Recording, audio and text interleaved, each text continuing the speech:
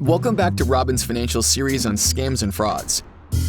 At Robbins Financial, we're determined to help our members stay up to date on the dangers they face as more of our world goes digital.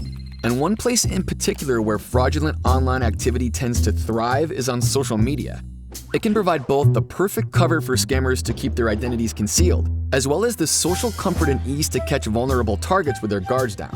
Social media is also rich with personal information that many users freely post as part of chain questionnaires or quizzes, where friends share lists that are loaded with the same kind of question-answer info that's used for account protection and password recovery.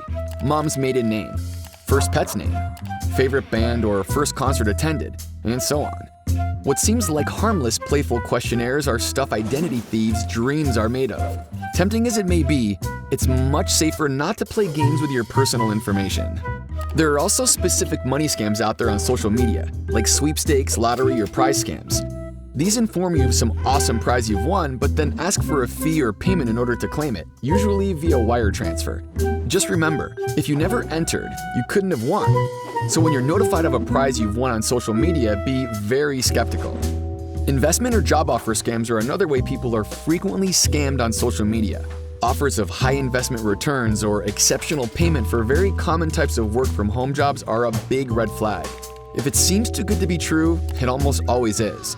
Don't blindly pay for a starter kit or send money to strangers no matter how good the opportunity sounds. Credit repair scams are another way scammers try to get your money on social media, offering quick fixes to your credit report if you send them money. If you need help rebuilding your credit, the U.S. Department of Justice publishes a list of credible credit counselors.